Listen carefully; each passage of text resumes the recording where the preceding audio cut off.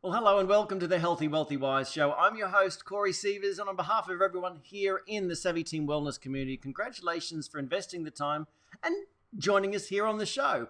In this particular session, we're going to be talking about 17 tips to help you create a healthy, savvy kitchen. And we'll discuss about what that's all about. And, really, it's all about helping you make this your best year yet.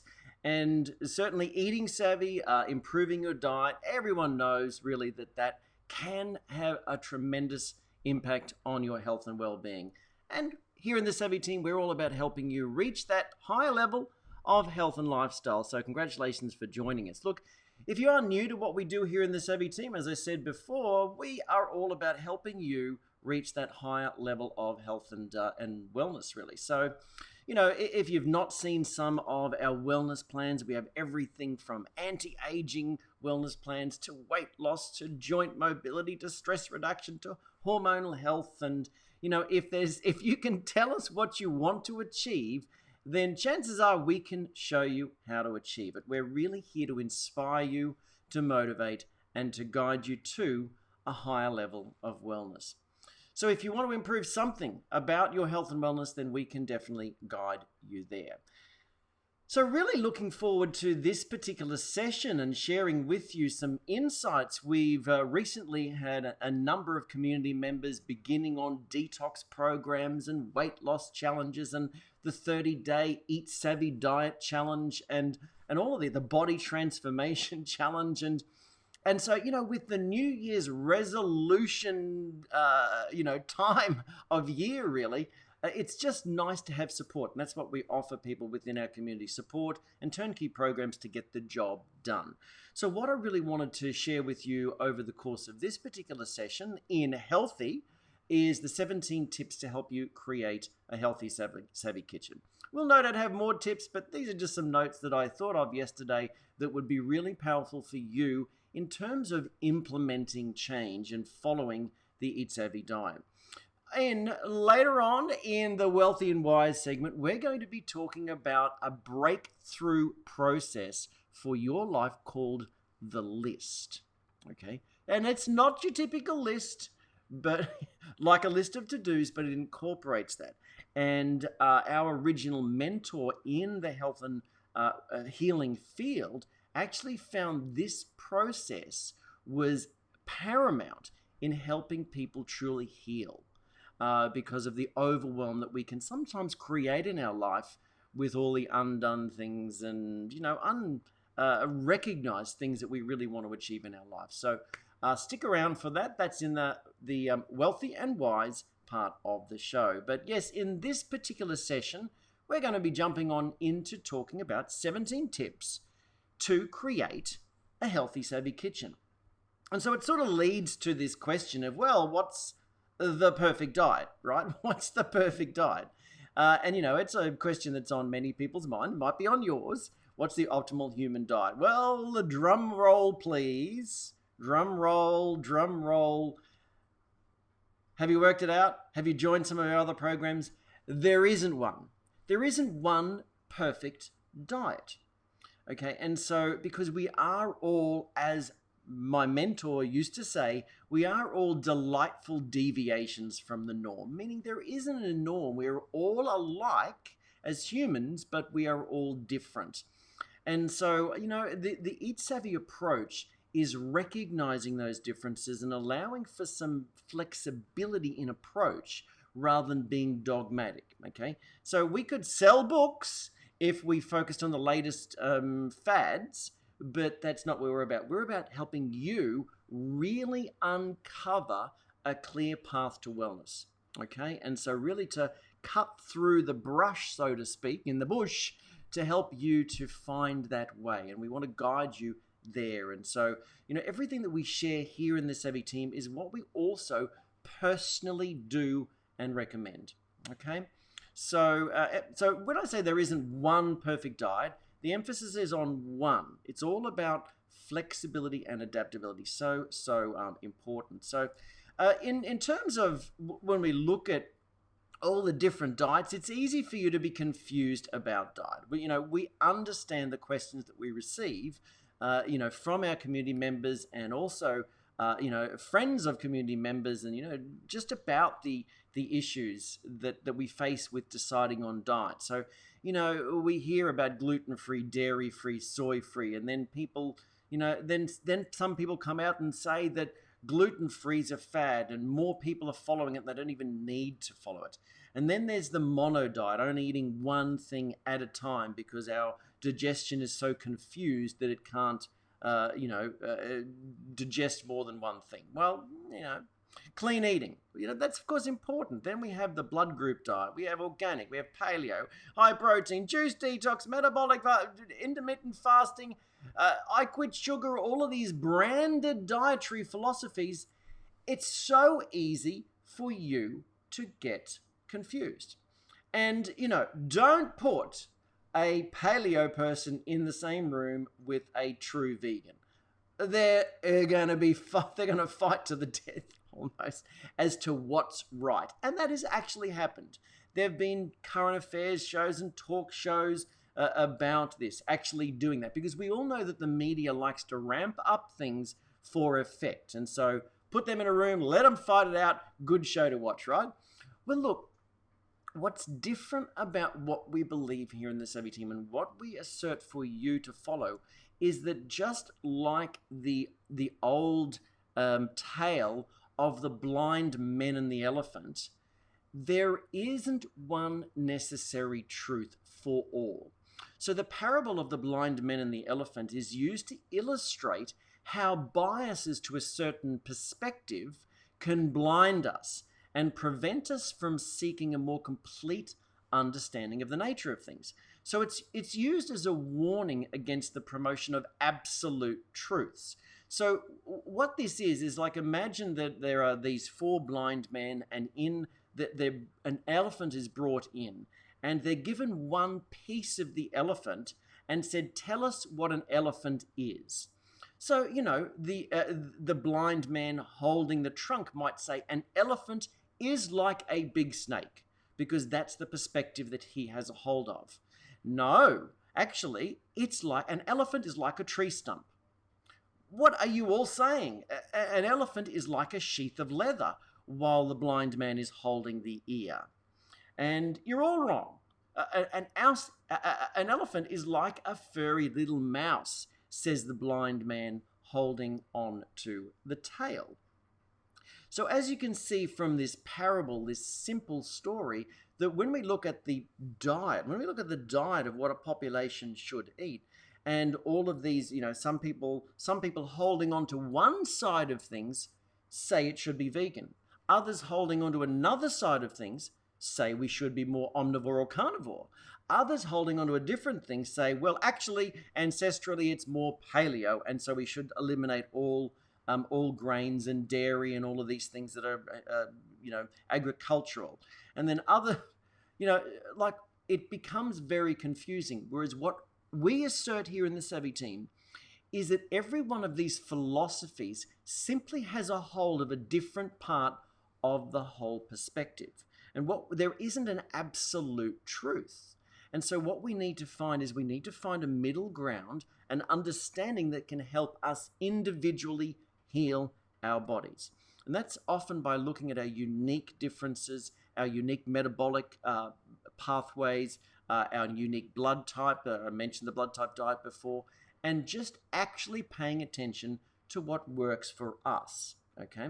And not being stuck in this absolute truth and some of the propaganda that's promoted on the internet and through documentary shows and all of these sorts of things. So it's sort of like the same point as Vantage Point. If you ever saw the movie called Vantage Point, and it was really looking at an assassination attempt on the president, and seeing that every person looked at the same thing from a different perspective. They had a different vantage point. And so similarly, there's no perfect diet, because if your focus is improving your energy levels versus somebody who wants to lose fat as fast as possible versus somebody who wants to eliminate autoimmune conditions versus somebody that, wants to just do whatever they can to eat the best and feel the best and reduce frequent illness, whatever, or improve gut health or something. Everyone has a different vantage point. And so the Eat Savvy approach is really a breakthrough compilation of a number of research-backed philosophies that really the whole family can follow. So we do notice that members who follow this, they boost their energy, improve their mental clarity, they detox, they shed excess fat, they reduce allergies, they improve their skin health, and more. But rather than being a cut and dry, in or out, that's forbidden and that's approved, that's compliant, that's against the protocol, we actually have a sliding scale. And if you've ever seen us discuss the illness wellness continuum, you'll see that the sliding scale is simply the same as the illness wellness continuum. So there are food choices that you make each and every day that will take you faster towards premature death and disease and illness and that sort of thing. And yet there are food choices that will take you to a higher level of wellness. And so they're the savvy foods. So the whole Eat Savvy approach is really, when you look here at the actual sliding scale, we want you to eat savvy foods. So the Eat Savvy diet was formed from that point of view. And initially it was a guide to help our community members who were undergoing wellness programs based on, supplemental regimens and these sorts of things, just to maximize the results that they were achieving through those programs. And of course, it's got a life of its own, because so many people, so many of our community members and their friends have just had great results changing the diet, changing to that, because it's anti-inflammatory, it's whole food based, it's following more of the middle ground rather than being separatist as such. And so, as I said before, we could attract more attention if we followed the latest fads, but that's not what we're about here in the Savvy Team. We're about those fundamentals that we can build upon to achieve our wellness goals. So looking for, it's really being in it for the long haul. We're in it for the long haul. We want you to be in it for the long haul as well. So we really want to help you to create a healthy, savvy kitchen. And that doesn't need to be difficult. And it can be a step-by-step approach. And so you don't have to have all the fanciest utensils. You don't have to have, nothing but expensive foods and everything. But it is retraining your habits and your brain to reach for foods that are more nutritious and less filled with toxicity. And I know that's a stretch for some people. And because my background has been in the restaurant industry, I grew up cooking. I started cooking at an early age, and would even cook, help mum do dinner parties. And then when she was too busy talking, I'd have to finish the whole thing off. So I got used to cooking. So therefore, for me, it may be a lot easier to be creative and come up with ideas and do things without certain utensils than it is for you. And so certainly from talking with other people, and even Linda, our lead wellness guide and community manager here, she has really tried to share with me that, for her, even though she's used to cooking, she's always been like, I need a path to follow. I need ideas. I don't have the creativity that you do. And so she's really, really, helped me to understand that for many of you too, it's difficult to make the changes. And it's difficult to know what's healthy and what's not. And that's why we do all these programs, have all this education to really help you, just even through your dietary choices and lifestyle, to reach that higher level of wellness, even if you're not following one of the programs that we have here within the Savvy Team Wellness community. So we want to help you to be diet savvy. So let's just, if you're new to what the Eat Savvy diet is all about, let's just take a little bit of a look at what that's about. So most diets will focus on calories and macros out there, okay? Whereas the Eat Savvy diet's more of a focus on micros, you could say, and toxins. So correcting the macronutrient choices, the macronutrient amounts in the food. So we really have more of a focus on supporting your body's mitochondrial function, and also even the microbiome diversity, the diversity of gut bugs within you.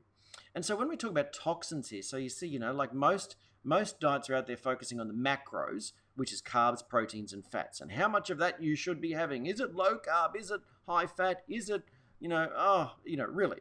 Whereas we're focused on micronutrients. How much true nutrition are you obtaining from the food? What sort of fibers are in there? Do you have prebiotic type of fibers that feed your gut bugs? And are you destroying everything by including toxins, be they man-made or even natural plant-borne toxins? Okay, and so the goal over time with the Eat Savvy approach is to simply decrease both the man-made and natural toxins and increase the micronutrient density in your diet through diet and also supplements over time. So, when you do Eat Savvy, when you follow the Eat Savvy approach, you're going to reduce toxins and allergens. You're going to reduce anti-nutrients that can upset your whole gut system and cause lack of absorption of other nutrients, increase micronutrients, improve the macronutrient profile. That's the fats, carbs, and proteins. Reduce your body inflammation, and body inflammation is one of the primary markers for aging and disease today. So if we can, through our diet, reduce inflammation, it's a good strategic bet that we're going to have a less risk of disease. We're going to improve our microbiome and gut health and optimize your mitochondrial function. So a whole bunch of benefits there from some simple dietary changes over time.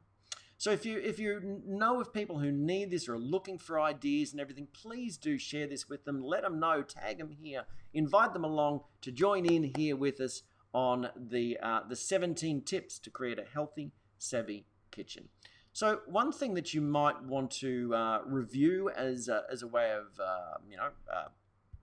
discovering some more information is a previous session that we did called Foods That Heal, Foods That Kill.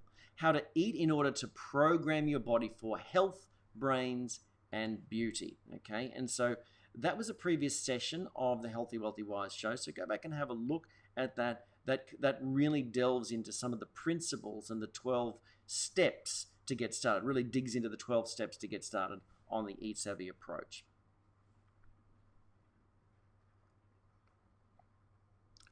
So in that particular show, we talked about the 4 pillars of the traditional human diet. And this book, a little bit of a glimpse into this book by Dr. Cate Shanahan called Deep Nutrition. And we love this particular book because it certainly agrees with our philosophy and goes into a lot of research as to the reasons that you would want to eat savvy. So I think Dr. Shanahan did an absolute fantastic job, as a physician who used to eat a poor diet. She did a really great job at really uncovering some of the reasons why you would follow what we do. So that's just one of the many recommended reading materials that we have regarding the Eat Savvy approach.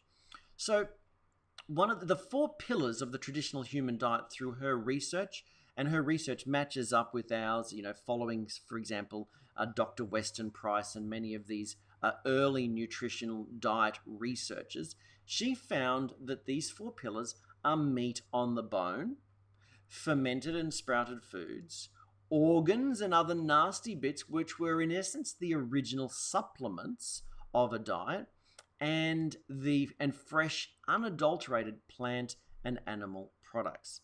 And so, unfortunately, the modern diet, the modern Western diet, has simply gone away from many of these practices, many of these principles. And so our health is suffering. So, we don't eat meat on the bone. We eat lean cuts of meat because we've been taught that, fatty meat and everything is bad for your heart. We don't eat many fermented and sprouted foods, or if we do, they're packaged. They're just another packaged food. We don't eat the organs and the nasty bits. Maybe your great-grandmother, or, if you're old enough, you may have remembered being, having to eat things like liver or even cod liver oil or these sorts of things. Or, maybe you had steak and kidney pie. You were eating the offal, which was an original supplement. It was a way of getting a much different nutrient profile into you compared to simply flesh meats, so to speak. So if all you've ever eaten, as your protein source, is the flesh meats, like lean chicken breast, for example, you are actually going to be likely deficient in some amino acids, and certainly the amino acids that help you to build strong cartilage and skin health and those sorts of things, and even protect your vessels from cardiovascular disease. So, meat on the bone, fermented and sprouted foods, organs, and other nasty bits, and fresh, unadulterated plant and animal products. Now, one of the other issues that we raised in that foods that heal, foods that kill session is that when you start to look at the exposure of things such as glyphosate, the main sprays used on many crops, it actually tracks very well. The increased usage of glyphosate tracks remarkably well to death rate and to obesity, to actually looking at obesity. And so when we look, and also diabetes, it tracks remarkably well. And so experts believe that it's, part of this, they're not sure exactly the mechanisms, because the reason that glyphosate was approved is because we supposedly didn't have the pathways for it to impact the health of our bodies. But experts are now saying yes, but it absolutely destroys the microbiome, and then through damaging your gut bugs, that increases your personal risk for obesity, for diabetes, for all of these other diseases. And it's quite a scary correlation. So here's the thing. When you follow the Eat Savvy diet, you've essentially eliminated most of the crops that are sprayed with glyphosate. So we don't corn is heavily sprayed. We don't recommend that. Most grains are heavily sprayed. We don't recommend grains. Let's say, for example, all of the commercial seed oils like vegetable oil, soybean oil, corn oil, these sorts of things, cottonseed oil, all of these are heavily sprayed too. We suggest you avoid all of those to improve your, the fat ratios in your body. So when you've followed that, you've actually eliminated most of the sources of glyphosate. So of course, if you're using Roundup in the home or whatever, or you're living next to a farm, then of course you're going to be exposed. But when you eliminate the grains and the commercial seed oils, you've eliminated most of the glyphosate. Yes, there's still some in wine, and there's still some on commercially produced produce that's not organic, etc. But you can really make such a huge difference if you just do a few simple things over a consistent period of time. And that's why we love what Dr. Ken Berry actually has stated. He said it's very easy to fix your diet. 3 basic steps. Get rid of all sugars, get rid of all grains, and get rid of all inflammatory seed oils, vegetable oils and everything. So basically, when you move away from packaged food and everything, it becomes very, very simple. And so he highlights this in the book, Lies My Doctor Told Me, Medical Myths That Can Harm Your Health. And the reason that he has gained a little bit of a groundswell, and he's more in the keto and carnivore scope of things, that's what he believes. But he said he was fat and sick as a doctor.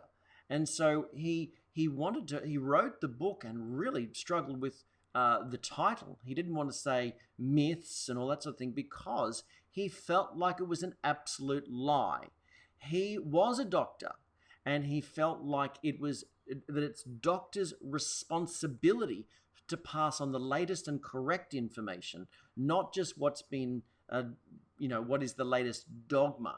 And we're in a situation where many doctors who are free thinking, like Dr. Berry, are actually they've almost been gagged by, not being allowed to say certain things, not even being able to say what they personally believe in because it's against the protocols. And that's a shame. So this is why in the Savvy team, we constantly assert you need to take self-responsibility for your well-being, and then you are in control. And then you work with your doctor to help you, on the track to wellness. Work with our wellness community to have you on the track to wellness. So really, when we look at it, the Eat Savvy approach is really, really simple. And you probably know some of this, really. There are ways of eating that are not savvy. You should avoid those types of foods and ways of eating, binge eating, eating the wrong foods, eating too much bread, eating too much sugar, eating too much takeaway, all that. You know that that's not good. If you really think about it, you know that's not good for you.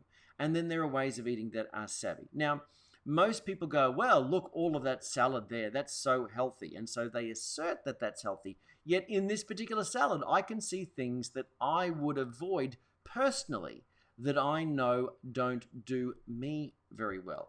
I see cucumber, I see tomatoes. And so they are things that can be inflammatory still. So while they're a plant, and while it might be plant-based, while it might be vegan and all that sort of thing, it actually contains natural toxins that can impact those who are sensitive. I'm one of those. So whilst I generally have been able to, deal with them and had strong health, things such as the nightshade family of vegetables don't do well for me.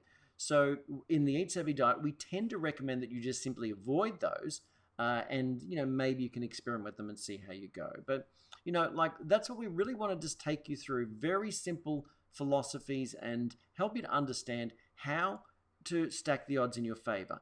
Because it's not like our little emoticon here where you're sick on one side, healthy on the other. It's actually a progression or a sliding scale. So if you think of this image here, where the choices on the lower end of the scale will take you towards not feeling your best, and the choices on the upper end of the scale will take you towards wellness. It's actually very simple. So when you pick up a food, just ask yourself, is it savvy? So if you're going to have some, we're not a big fan of ripe bananas just because they're very sweet and many people have trouble losing weight because they overdo some fruits. And often they have candida problems because of fruits and everything. But in terms of a spectrum, if you're going to have a dessert and you really want something sweet, then of course a banana is a savvier choice than a sundae. All right, so easy to follow the 12 steps we have on the blog. 12 steps to get you started on the Eat Savvy approach. You can also download the actual food choice spectrum from there, and then also tap in with our community, and we can really help you to start progressing towards that higher level of wellness. So I wanted to jump on into talking about these 17 tips to create a healthy, savvy kitchen and just give you some ideas. Love to hear if you've used any of these ideas, whether it's something that you've tried, whether you've tried different things. What tips have helped you? If you are already a member of the community and you've tried the Eat Savvy approach, had results, please share with everybody else joining what your experience has been. All right, so multitask here. I'll have a drink of water and a bit of a drink of some coffee. So also, if you happen to be just joining us and you're new, do let us know in the comments. Just say that I'm new here, or if you're joining us again, give us a wave so I can see that you're around. So 17 tips to create a healthy, savvy kitchen. Number 1 is that it's not a race to the finish. So the Eat Savvy journey and the steps that we have in place, it's just a framework. It's the journey is going to be different for every person. And it's important that you're kind to yourself if you're making big changes, all right? Don't compare your journey to other people's journeys. Keep compassion and understand, compassion for others and also compassion for yourself, that when you're making changes, change can be difficult. So the Eat Savvy approach is about improving your choices over time. So constant and never-ending improvement. So it's a sliding scale, as I've showed you, that there's not a right or a wrong. There's not a forbidden or an approved. It's again just understanding that some things are better than others. So of course, if people have significant health issues and they're really wanting to maximize the results on their wellness program, we do say, for example, get the Eat Savvy diet, follow the 12 steps, but eat in the green, meaning eat only the most nutritious savvy foods. And that's because they have a significant need. So if you're just, wanting to generally improve your health over time, then it's less strict. Whereas other programs, it's either forbidden or approved. Here it's more of a sliding scale. And so whenever you want to get better results, you simply get a little bit stricter. So it allows you to have adaptability long term. It allows you to really help your family even to improve their health over the long haul as well. So, the object is not, by the way, here, it's not a race to the finish. The object is not to get through a 30-day challenge, for example, and then go back to your usual diet as quickly as possible. It's not a competition. Think of it as a path to a lifestyle change that you can live with, a lifestyle that's really life affirming, that's life giving, that's savvy. Always do what you can do and with what you've got wherever you are. If you fall off the wagon, as they say, and you're no longer following the diet for a few days, then just climb back on. There's no drama. Once you've experienced the feeling, the health improvement that following the Eat Savvy diet and even our 1-2-3, our easiest 1-2-3 wellness philosophy offers, once you've really felt that difference, then you'll probably want to keep with it and keep up and lock in your new, that good work. Lock in the new you. So I know that this might seem obvious to start with, but many people actually fail because they haven't read the 12 steps to get started on the blog, okay? Or if they did, they forgot a lot of it. And so the other issue that people face is trying to remember it all and not having the reference charts there. And another thing is if you don't know the why, we get a lot of, if you haven't done the masterclass or some of the other things that we've done over the show as part of the Healthy, Wealthy, Wise show, you may not know why things are placed there. So, for example, if we think of, let's say, I'm trying to think, let's say of a banana. Okay, we mentioned a banana before. Banana is considered a fruit in our way of referencing it, but it's also, if it's not quite ripe, it's also a starch. So a banana is both a fruit and a starch. So sometimes you'll see things in the sliding scales that appear in different places. And so where a ripe banana might be down into the yellow, we're saying avoid it, because it can often contain too much fructose and it's difficult for people if they've got candida and wanting to lose fat and wanting to get on top of their cravings, for example. It's a little bit down the scale, whereas a green banana might be in the starches in the savvy area, and people get confused by that. But just understand that foods don't have only one place. We can't classify everything into one simple box. So, and we cover a lot of that in the masterclass, but that's what this training and support and tapping in with the community is all about as well. All right, so number 2 is to take control of your habits and your mindset. So bad habits are just that, they're habits. So looking at the definition of a habit here, it said that a habit is defined as a settled or regular tendency or practice, especially one that is hard to give up. So, a habit is something that you do regularly. It's like, I eat bread every day. I have cereal for breakfast. I eat out most of the time. I grab lunch on the run. All of those sorts of things. It doesn't mean that you can't change them. They may be difficult once they're a habit, because once a habit is formed, your brain goes into automatic mode. And the food industry knows this, and they've been capitalizing on that for decades. So, really the food industry takes advantage of you being in an automated mode, and they advertise to you when you're in front of the TV and you're in a more relaxed state, and the messages can go in and you go, ooh, I now have a craving for that. So it's time to start making your own choices and not succumb to persuasion and also your craving. So, thinking about this when, taking control of your habits and your mindset as well. I remember when skipping a meal was basically impossible for me. Well, I believed it was impossible, and I had evidence to back that up. If you told my younger self that you can actually activate self-cleansing in the body, anti-aging, that you could feel better, you could actually easily maintain your weight, you could improve your health by skipping meals and incorporating fasting, then I'd have told you, that's great, but it's not possible for me. But once I actually changed my habits and began to train my body into a state of more metabolic flexibility, being able to adapt to eating different foods and skipping snacking and lowering carbohydrate and sweets and all that sort of thing, then my metabolic flexibility improved, and it became easier and easier for me to, have a lunch late without getting a blinding headache. But what I did, I didn't even try because I knew it was difficult for me. And so my mindset was locked in. I can't do that. That's all right. It's nice that it's helpful, but I can't do that. So don't do that. So I had that experience, and yet now I can. So I got locked in from a mindset, and you probably are too, with habits and mindset patterns.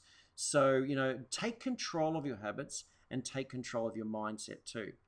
So I'd give it some time. Understand that, as you're making the changes and everything, changing of habits are worth it.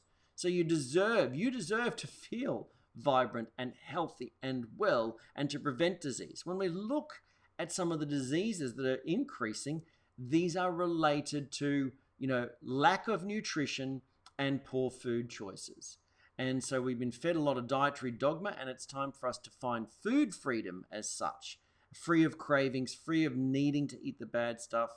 And I think that's actually something that's perfectly achievable for you. Certainly, that's how I feel I've been able to, what I've been able to achieve here with changing the habits and mindset is that food freedom, where if there's something that I don't want to eat, I don't have to go, I'm going to have to eat it because otherwise I won't be able to function. I know that I can go, I don't need it. So I was out, I was out with my father helping with some work at his place, and we ended up at the RSL. He's a veteran and likes to head to the RSL, but they'd closed the kitchen. Sorry, nothing there. All we have is toasted sandwiches and pizzas, and I don't eat those. Okay, and so I just said I hadn't eaten. I hadn't eaten all day. And I said, no, I'm okay. I won't have anything. I'll just have a drink. You just go ahead or whatever. Because I have that flexibility now. I've trained my body. So it was my choice that I didn't need to. Whereas once upon a time, I would have, if it was mealtime, I had to eat because I had to eat, or I wouldn't be able to function. I wouldn't be able to concentrate. I wouldn't be able to get by. And so that's food freedom. When you can move away from that and really be able to choose, not have your cravings and your habit patterns and your mindset control you, it's very, very freeing. So anyway, get off the soapbox there. So number 3 is if you change nothing, nothing changes. Now, working in the wellness arena, helping people really break through their patterns and habits, we do hear a lot of excuses. And some of the top excuses for not following the Eat Savvy diet is like, it's too hard, or, my family won't let me. I don't want to give up lattes. I don't want to give up my wine. I can't cook. I don't have time for preparing meals. My family will complain. I've got a wedding to go to this month. I have a birthday. All of these sorts of things. So we get it. We've all been there. We've all been there, okay? So we totally understand. But members of our community have broken through, and their stories would, sharing their stories, they would tell you that it was worth the breakthrough. But sometimes we actually need extra nutritional supplements to help us with that breakthrough. For example, many times people can't control their cravings until they get mineral supplementation, maybe some additional chromium, cinnamon, zinc, and that sort of supplementation. And so we have those things in place to help with the cravings, and then the diet becomes easier to follow. So sometimes it's not just willpower, it's actually some biochemical things going on that we can simply correct. So don't beat up on yourself, but understand if you change nothing, nothing changes. So, many times people come to, like even in the detox Linda's shared with some of the programs that she's running in the community at the moment, people have sort of said, well, I've already given up that, and I already walk every day and all that sort of thing. So I'm good with my lifestyle changes, but I still want to lose 20 kilos this year if possible. Well, great, but if you change nothing, then nothing changes. Okay, so we've got to change something. If you've made all of these changes and they're still not working, then we have to change something else. Okay, we have to look at what some of the underlying factors might be. So if you've tried all sorts of different diets before, and another thing, people say, I've tried it all before and nothing works for me. Well, that's a mindset, okay? Because we have had people like that have broken through. So change your habits, change your mindset, break free, and you can get there. You can do it, okay? But if you change nothing, nothing changes. And so, I can't sort of force you, I guess, to see how silly excuses are for you in the long term. You have to really realize that yourself, and just remind yourself, if you're doing the Eat Savvy approach as a 30-day challenge, for example, which many people choose to do, just pick a date where you don't have a major life event like a wedding or a family vacation or whatever, and just prioritize your health and give it a good go.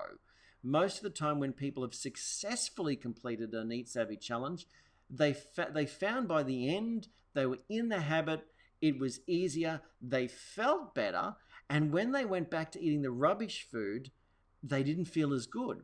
Now, that's not to say that old habits can't come back again. The saying is old habits die hard. So you've just got to really think of yourself like that, that you're continually breaking the old habit. Like it's said with somebody who has suffered with alcohol addiction, they can't just have a little bit. They have to go off it altogether. So a little bit, all of the programs would say a little bit is very dangerous. It's just you have to just go from that. Now, that's not what we have found is necessarily the truth here in helping people follow the Eat Savvy diet, but it might be true for you to begin with. A little bit of sugar may be a real problem. We need to get rid of it altogether until you have that metabolic flexibility. And then you can have a little bit and it won't affect you. But be aware that addiction patterns can start up again. So, don't focus on why you can't do it. Focus on why you want it. The benefits there, and just start. So if you're ready to start, then you're going to want to, number 4 here, clean out your pantry and cupboards. Junk food sitting around is junk food crying out to be eaten. If you're an emotion leader in particular, if it's there in sight, available to you, unnecessary, it's an unnecessary temptation. It's an unnecessary test of your willpower. Okay, again, so this is especially true if you are an emotional eater, and if you're sitting there, you're not actually hungry, but something happens and you go to the cupboard and you get it. Okay, so I'm less of an emotional eater. I'm more of what's called an environmental eater. I'm a mindful eater. I'm very conscious of things, but I'm also an environmental eater. So if someone's put out a really delicious spread, more on this soon, and it's unique food, it's something that I can't get elsewhere, it's like, I want to try it. Even if it's bad, I want to try it. So that's a pattern that I have to work with. But if you're an emotional eater, having things in the cupboard is very, very dangerous. So sometimes people say, well, I can't because I have family and they don't want to follow this and it's just me and everything. That's where you have to negotiate with the people that you live with, and maybe just, hide the things that are not good for you, that are not good for you following the Eat Savvy approach in another cupboard or whatever, and just do the best that you can. Reorganize your pantry and keep your eyes off that stuff that's problematic. Okay, and so the next one is to embrace home cooking and meal planning. Now, this one seems like a no-brainer, but it's worth saying anyway. Unless you're a seasoned pro, following an Eat Savvy challenge or changing your diet, this is not a time to wing it, as they say. It can be a huge change for some, especially if you're moving from a standard eating pattern. Okay, huge. So this means that you need to think and plan to make this work for your life and around your schedule. Okay, you need to take a bit of time, prioritize food ideas, go grocery shopping, schedule. Make sure that your schedule allows for meal prepping and all that sort of thing. Lots of people, for example, do a lot of meal prep and planning and all that sort of thing on Sundays. Now, I have to be honest that forward meal planning, preparation, shopping for multiple meals and all that sort of thing is really not my forte. Okay, and it's not as necessary. It's not as necessary for me as it is for some. So I'm, as I said earlier, I'm used to being creative and savvy in the kitchen. I can come up with savvy ways of, based on what's available, and and come up with different ideas and go, oh, what have I got here? Oh, I could do this, that, and the other. Oh, that would be good. And this is very difficult for some. So if the creativity and the ideas and coming up with tasty ways to use what's available to you is difficult for you, then meal planning and prepping and advanced shopping and all that sort of thing, that will be your friend when you're making changes here. Okay, so I recently, as I mentioned, was helping Dad and everything, and so helping him with unpacking and doing things in his new place, and I've been there cooking at times and staying over, and his pantry and utensils are vastly different. He doesn't even have his whole kitchen there, so vastly different to what I'm used to. So, but I was still able to come up with tasty dishes that sort of suited our different diets based on what was available. Might not be exactly what I would have typically always eaten, but I was able to find savvier versions of what he might have typically gone to and come up with it. That may not be easy for you. And so that's where shopping, planning, meal prepping is your friend, okay? The forward planning and prepping isn't so easy for me, but then the creativity in the now is. So you've got to work with your unique differences there, and come up with recipes and all that sort of thing. So meal planning is a full topic in and of itself. So just a simple way is to have ingredients, simple, savvy ingredients in the fridge and pantry ready for when you're starting the challenge. So that's a really good tip. Have everything ready. So what are some of the things that are go-to things? Well, spinach leaves, rocket, baby spinach, cos lettuce, maybe leaves to blanch, such as a silver beet, kale, maybe things for dressings, so that you're not using packaged dressings. Things like lemons and limes and some good quality olive oil or avocado oil, whatever. Even avocados, if you like them, for example. Other herbs to add flavor to, fresh herbs, dried herbs, for example. Cauliflower rice or a food processor to be able to make cauliflower rice. Maybe a stock pot so that you can cook your own stock and drink that and add that to recipes as well. So you're not buying the packaged stock. Might be things such as having chicken ready, having things sliced up in advance, having tins of, for example, Atlantic salmon. I'm a big fan of having things such as that. I tend to recommend that you avoid the big fish and everything like the tunas and everything, but if you like salmon, tinned salmon, if you buy the Atlantic salmon, then it's usually not farmed, or at least it's better anyway. So tinned Atlantic salmon can be a good, easy something in the pantry that you can make a number of things from without, even if your fridge has been empty. Having eggs there, boiled or not, ready to go, for example. Even like just putting vegetables in the oven and roasting them up, not just for a meal, but then to have cold, so you can add to salads or bulk up another meal or whatever. Just having these things prepped and ready really makes such a difference. A mix of savvy nuts, if you're tolerant to nuts. Maybe having some chocolate that's compliant, that's high cocoa, low dairy and low sugar, for example. Having frozen vegetables, frozen meats and seafood, having onions, garlic, ginger and everything in the fridge or in the pantry down below, just having them there. Maybe if you do think that you're going to get sweet cravings, having some frozen fruit like frozen blueberries in the freezer, to help you with the sweet cravings. Careful not to overdo that, by the way. But just having that available, making sure it's in the home, will make it easier for you to go to that before something else.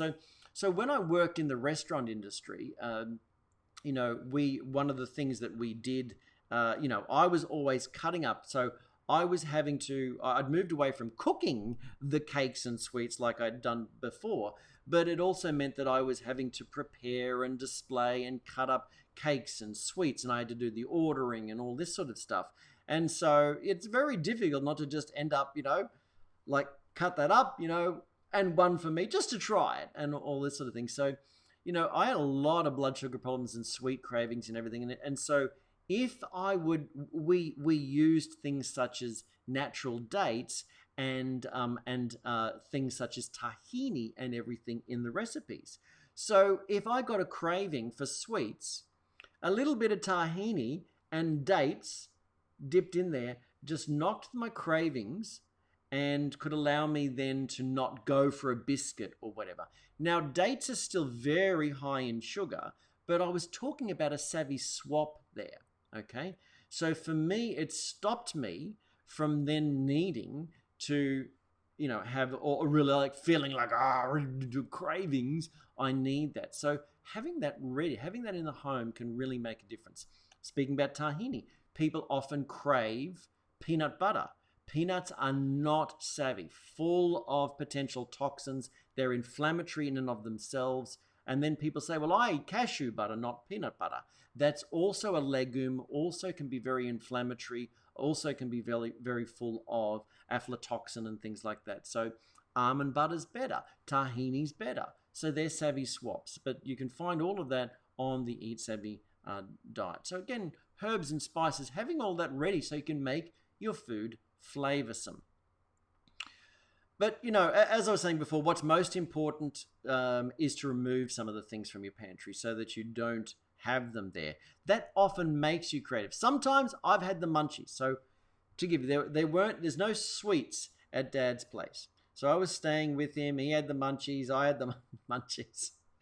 And so I actually, and he's vegan and for spiritual reasons. And so I came up with a non-typical cookie.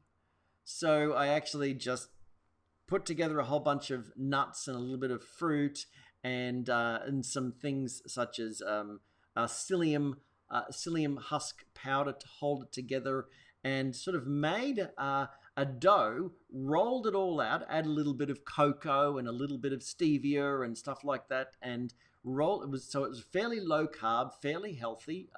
Coconut oil in there, and I rolled it out in between a couple of pieces of baking paper, put it in the oven, baked it till crisp, and it didn't look like biscuits, but they were low carb vegan biscuits, because you just broke them up into rustic old, and it was great. So if you don't have that creativity, then having something there really is helpful. So, and again, that leads us to the next point. Always have something ready to go, ready to grab and go. If you know that you're someone who craves certain things, prep yourself and have something ready to go. A pre-made compliant muffin, homemade bliss balls, like I was talking about, some biscuits that are savvy, high cocoa chocolate, a bag of appropriate nuts. Again, chocolate and those sorts of things aren't whole foods. And if you're doing a challenge, we really want you to go for non-processed whole foods. But again, sensible, savvy indulgences that keep you off the naughty stuff is still wise. So a keto brownie, a boiled egg, olives, all of these sorts of things can help you to not be tempted by the typical foods you'd go to. So also here, as far as having something to grab and go, embrace leftovers. Have them in the fridge. Intentionally make extra. And train yourself not to eat everything that's on your plate necessarily. Don't serve it all, and keep some aside to satisfy the cravings the next day. Okay?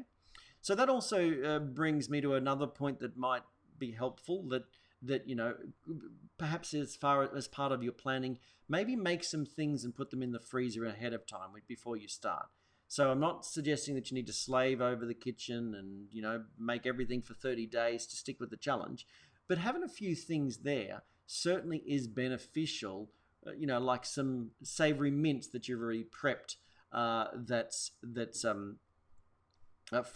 frozen, some soups that are frozen, those sorts of things just help if you really need something quick and you don't have the time or whatever. Preparing things into individual portions. It's really easy to come home with a bulk chicken leg pack, for example, and just put it in the freezer and then have trouble separating it. So if you feel like there may be trouble separating it, separate it up, wrap it up, make it easy for yourself. Okay. So I mentioned before there about having things ready to grab and go. I would assert here that if you're looking to lose fat, careful with snacking though. Okay. Careful with snacking. If you're looking to lose weight, be very careful with snacking because that's where you can overdo it. And again, be careful with nuts and dried fruit like I was suggesting.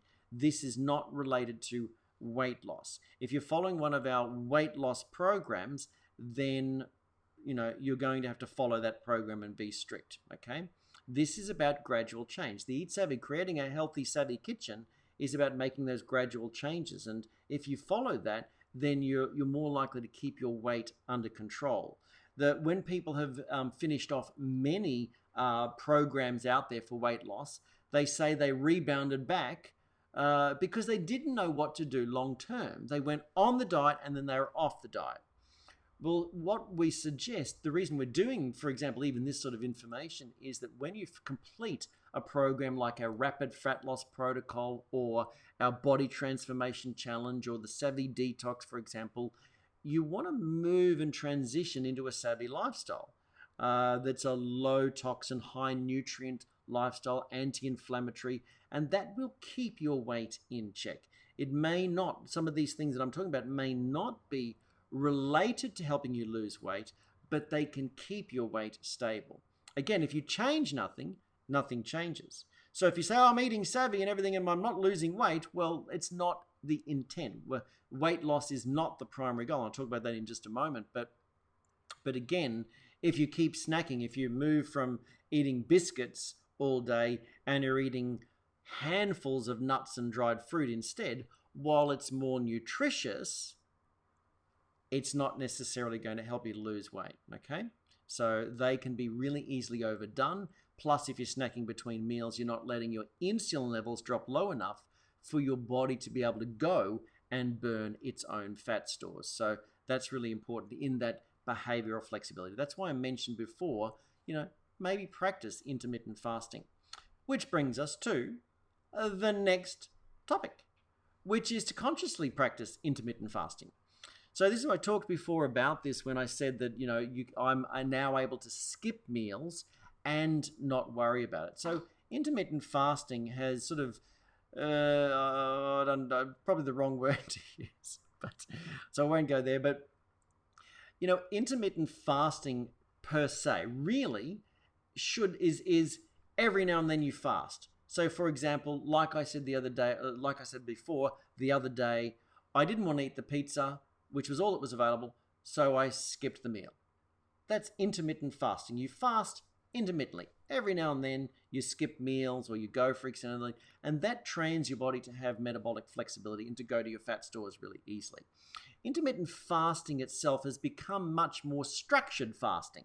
So it's become almost like intermittent eating or intermittent feeding with the misinformation. And again, when something becomes popular, it almost becomes fad-like, and everyone wants to get in on the search engine action and talk about that as well. So, but I was studying fasting and the benefits of fasting long before I thought it was even possible for me to do it. So, and I know the benefits and now I've experienced the benefits. So, when we talk about fasting, though, for the first time in history, there's more overweight people than there are underweight humans walking the earth. So, there's been some dietary changes, yes, but we're also afraid of skipping a meal, and we've almost been indoctrinated that it's a bad thing to do.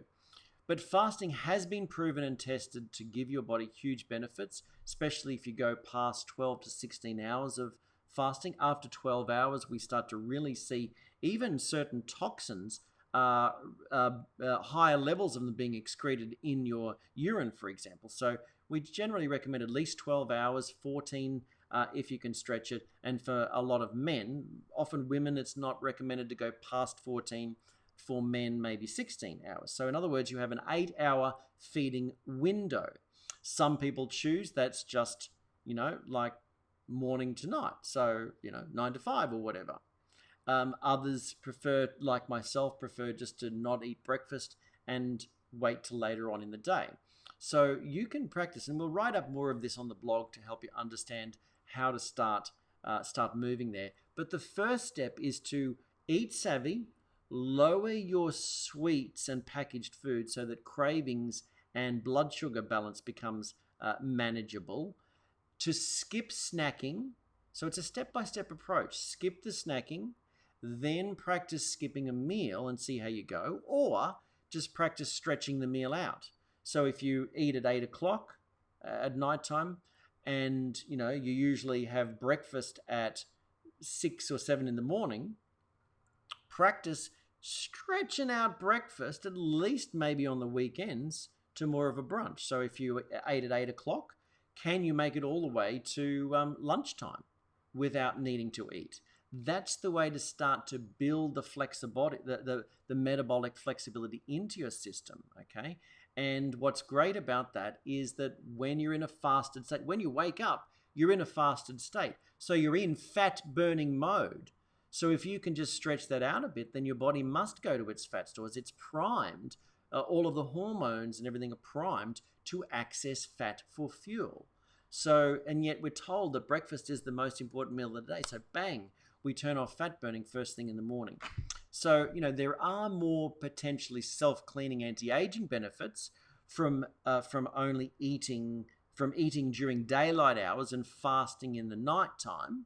But we've got to work within what's possible for you. And most people and their families and everything sort of eat a dinner. Preferably they eat it maybe together, but even that's not necessarily all that common. But if they eat a dinner meal, and so maybe work within that practice and try. Some community members have a good breakfast, skip, and they take their supplements in the morning. They skip lunch at work and have dinner. Okay, so and then they fast overnight. So that's a workable arrangement too, and it builds good flexibility and means you cut down on significant expense because you're not eating out during the day or whatever, and it's productive. You can do something else. Some people go for a walk at lunchtime because they're no longer needing to eat, those sorts of things. So you can build a lot of this into your day-to-day action. So but again, we're all different. So how you build in the fasting is very different. So when it comes to extended fasting, so like a day or more than a day, then you really have to do that under supervision or already be experienced with fasting. And so if you want a good book on that, the best that I would suggest is The Complete Guide to Fasting by Dr. Jason Fung. Okay. So he covers a lot of it there and explains all the different types of fasting. So coming from a doctor may be helpful for you. So, but heaps of different benefits. I've been studying the benefits of fasting long before I even could cope with it myself, as I said before. But I guess the biggest thing for me is the hangry freedom. I don't get hungry angry. I don't get the blood sugar headaches. If I skip a meal, it doesn't make any difference. If I do get a little bit of the munchies, then black coffee can curb cravings. And so if you're tolerant to something like that, then do that. I find that black tea makes me hungry, so I don't have that. I find green tea makes me hungry, so I don't have that until in my feeding window. I don't have the teas and the green teas and all that until then, but I might sip on a bit of coffee. If I did get hungry for whatever, like if I was stressed or things, I didn't sleep well, you can actually be a bit more hungry as a result of that. Then having a little bit of bone broth or whatever can curb the hunger, settle the digestion and all that sort of thing. All right. Next one is don't overcomplicate it. Don't overcomplicate this. There are some fancy pants savvy recipes out there, and they can be a little bit overwhelming at first if you're not the cooking type, okay? So even if you are a good cook, I suggest sort of just starting with simple recipes, okay? And something that doesn't require a ton of ingredients or a lot of appliances if you don't already own them. At least to begin with, anyway. So complicated recipes won't, they're going to make you dread cooking. and they're going to make you not want to be in the kitchen and everything. And so that's been one of the complaints. People say, "Oh, food prepping takes so much time," you know.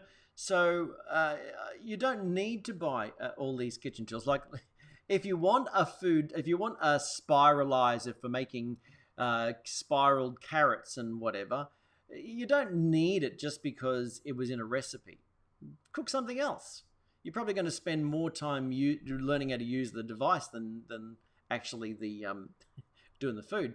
You know, some recipes call for pressure cookers, an instant pot, immersion blender, a food processor, a crock pot, and everything. If you don't have these things, don't make the recipe. Just find something else, especially if you're just getting started, or find an alternative way to cook it and prepare it.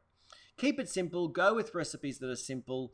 You know, the majority of things that we suggest when you're just getting started is pick a protein, pick some approved vegetables, pick a fat, put some spices and herbs on it. Put it all together. Really simple. So to give you an example, some of my favorite, I just jotted down, what are some of my favorite things that I cook all the time that I personally like that are simple? One of my favorite simple, easy to prepare dinners: roast chicken legs, homemade sweet potato wedges, and rocket salad. I find that quick because there's not a lot of prep. I buy free range chicken legs. They're out of the packet, tumbled in some spices and a touch of oil. They're in a roasting pan in the oven. Boom, no time at all. Sweet potato, yeah, a sharp knife is needed because I cut up the sweet potato wedges, leave the skin on, just clean it up and everything. Toss them in a little bit of salt and pepper, and I actually put them on a baking sheet in the oven so they go nice and crispy. But that doesn't take much time and is not messy. And I don't peel them, so there's not all that to deal with as well. I just clean them up a bit. And the rocket comes basically from a packet from the shop. Out, boom, on a plate, homemade dressing on it, boom, done. Actually quite simple. And that's one of my favorite dinners. Chicken and chips, I call that. But another one too is spicy Mexican mince. Just with shredded lettuce and some homemade guacamole. It's simple, it's satisfying, and you have it in a big bowl. If I am sitting in front of a movie or whatever, it's a meal that I can eat there in front of the TV and just do that. It's got some fresh lettuce in there, you know, mince that's been made just with homemade spices in there too. So things such as, you know, cayenne pepper, paprika, salt and pepper, a bit of herbs thrown in there, maybe a bit of bone broth to make it a bit saucy. It's not that difficult. And we know that you're saying, can we have the recipe? I know that you're saying that. I know.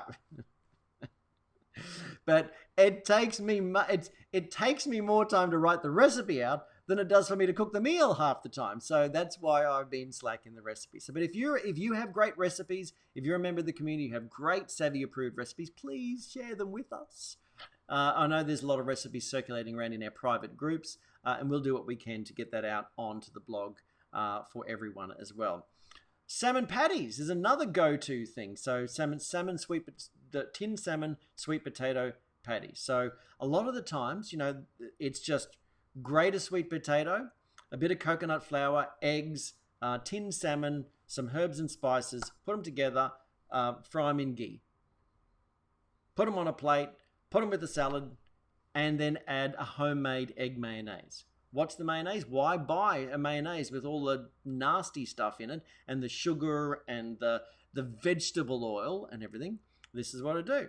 Egg in the bottom, juiced lemon, a little bit of mustard, salt and pepper. Top it up with maybe a couple of different oils, maybe a bit of walnut oil or macadamia oil or whatever, maybe a touch of avocado oil, but it's mostly liquid coconut oil or MCT oil. Boom, immersion blender, bzzz, boom, mayonnaise. Egg in there, I don't know whether I said the egg. So lemon juice, egg, oil, salt and pepper, maybe a touch of honey. Boom, you have a mayonnaise in 2 minutes. It would take you longer if you needed the mayonnaise to get to the shop and buy the nasty stuff with, even the organic ones are just soybean oil. You don't want that stuff. Make your own. Do it with something like a healthy MCT oil or whatever. You can use light. A lot of the recipes will say use light olive oil, but I prefer the rich extra virgin olive oil, so I don't buy the light olive oil. But you could try that too. So another one: slow cooked beef, veggie stew, omelets, frittatas, um, uh, curry with cauliflower rice. They're all the go-to things. Love curry, cauliflower rice. So it doesn't need to be that complicated, and you can get into the habit where it's just fairly automatic to make it. Do you know, I might talk about this one later, but as far as utensils go, I recall a time when I was doing the dinner at my sister's place for everyone. I just said, I'll do it. I've got, I can't remember. I was responsible for the dinner, I think, somehow. So anyway, I cooked a baked chicken with vegetables. She didn't have all of the things that were necessary and everything. She had one big roasting pan. So I actually put the chicken in a spice rub that I made from what she had, rubbed it in olive oil. I chucked it on the top. She didn't have enough pans. I chucked it on the top shelf of her oven with all the vegetables below underneath the shelf. And it was just things such as beetroot and broccoli and cauliflower, yes, in the oven. And I just let all the chicken juices dribble into that and stirred it all up, served it. My nephew, they all loved it. And it was so super simple. The oven did all the work. I just threw it all in there. I didn't even have an extra tray for the chicken. So I just put it on the top shelf and let all the juices dribble through. And that was like a win-win. And then I left and she had to clean the oven. But hey, you do what you can do, right? So look, and if you need, don't overcomplicate it. If you need something sweet at nighttime, some blueberries with a dash of whole cream or something. That can be really helpful. All good stuff. All right, so number 9 is get the utensils that you need to get the job done, to make it easier, and you can improve from there. You might be able to start with what you already have, but there are some things that make your life easier. Obviously, if you're doing sweet potato chips and your knives are blunt, it's a pain, okay? So a sharp knife, a good skillet, a large pot, containers for leftovers, as I said, knives, different knives, baking trays, baking paper, a food processor or a, whatever those things are called. What are they called? That you slice on? Hand slicer? Hand slicer? They have a name. I can't remember the name. Anyway, and so, I've got a fancy pants blender and a fancy pants food processor and everything. And so because Dad was only moving and everything, I dug into the back of the cupboard, found my old $20 cheapy food processor that was still working, so it was still around, and took that to Dad's because he loves hummus. And most hummus is made with vegetable oil. And so, that's not good. So it was like really easy. So olive oil, chickpeas, tahini, garlic, lemon juice, boom, hummus made. There you go, Dad. Much better for you than the rest of it. Salt and pepper, cumin, boom. So if you don't have that, you don't do that. But don't go and buy a packaged food because it's easy or it seems healthy, because if you look at the ingredients, it's often not, okay? And it doesn't take that much to learn this over time. But if that sounds too complicated for you, then don't do that. Start with the basics. Start with something simple, okay? So, so get the utensils to get the job, to make your job easier. All right, so moving on, again, if you're doing the 30-day challenge, don't binge before you start. A lot of people set a date, and so the weekend before, it's often the date's Monday, by the way. Perhaps that's what you were thinking. And so the weekend before is like, all bets are off. We're going to have every food group that we've ever liked, ever. Chocolate, chips, ice cream, all that sort of thing. And, some programs even call this fat loading, like it helps to stock your stores. But the problem is that it doesn't allow for the flexibility. When you go off that, if your blood sugar's been spiked and your insulin's high, then it hasn't set you up ready to shed the fat, okay? So lots of fatty foods can help you. So For example, before our rapid fat loss, we encourage people to eat a lot of fat foods, but totally drop the carbohydrates down.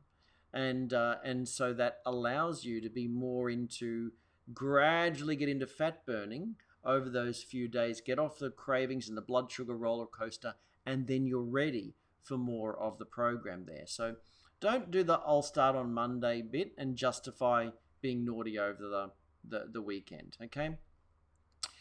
Have strategies in place for your social life. If you're an environmental eater like me, then you got to prep. You got to know if you're going.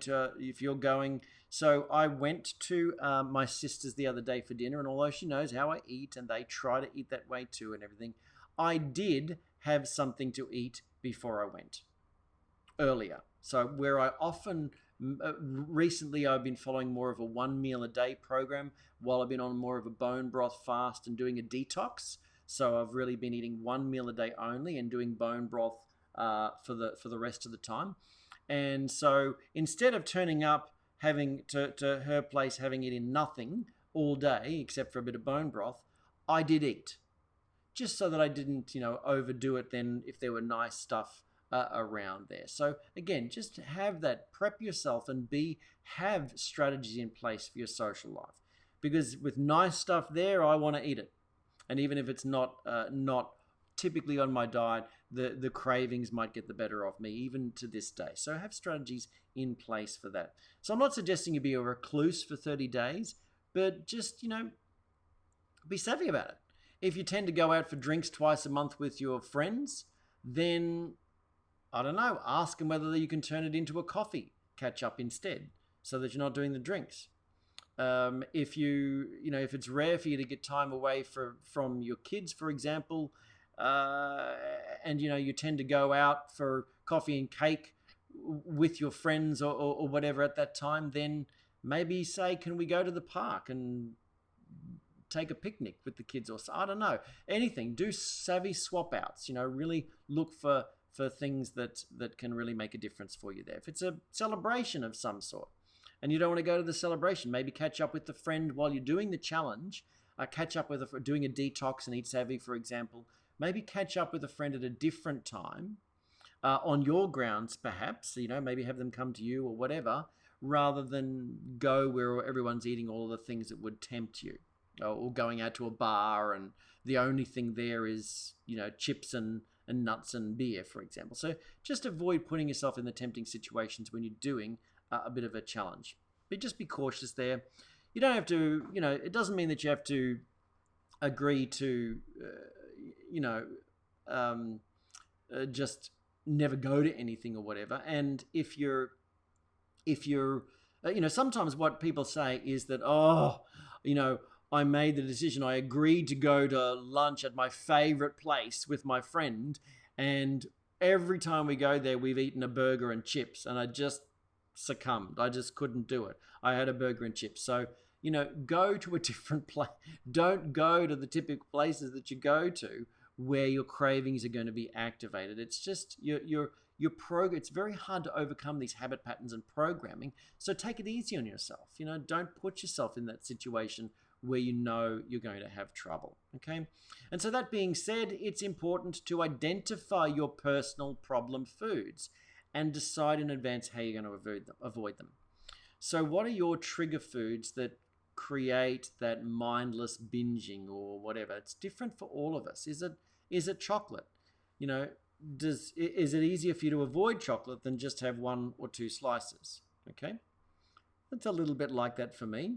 It's actually easier. So we have one of the things that we promote is a product that's a chocolate fiber drink that's great as a nighttime something to fill your stomach up. Okay, and so sweetened with stevia, it has a chocolate flavor, no dairy, that sort of thing. And so a lot of people on our programs find that really, really helpful at nighttime to turn the cravings off. Certainly, if you're sitting in front of the TV just sort of sipping on something is nice. And so it's a good swap out there rather than getting into the chocolate and then not being able to stop. Okay, but again, often if you start on something and can't stop, that's a sign of a mineral deficiency. So we need to get some supplements into you, some trace minerals to curb those cravings. Okay. Most people, we've had people that have said, look, I could never diet because I couldn't control my cravings until I started on a natural mineral drink, and then I was able to really deal with that. So again, we need to get some trace minerals into you, probably, if that's you. But again, as I said, you could overdo it with nuts and dried fruit and things like almond butter. Some people say, oh, almond butter, even if it's a savvy food, it's a problem food for me when I'm on a diet, because when I have a little bit, I eat the whole lot. And so you've overdone the calories there, and it doesn't help you with weight loss. Okay. But again, the Eat Savvy diet per se is not a weight loss focused diet. Weight loss is a byproduct of eating healthier, less inflammatory foods. Okay, so moving to savvier choices away from packaged foods. So just know that in this one here really about identifying your problem foods. Just know the foods that you go, what happened? I just that just seem to turn on your cravings and the whole thing is gone. Just avoid those foods. So as I said with the weight loss, don't make weight loss your primary goal, or at least don't make it your only goal. Okay, if you're overweight, then yes, losing weight is going to be healthier for you in the long run. But you shouldn't start the Eat Savvy approach with weight loss being your primary desired outcome, because it isn't. Weight loss and detox are not. The Eat Savvy program and detox is not a weight loss program.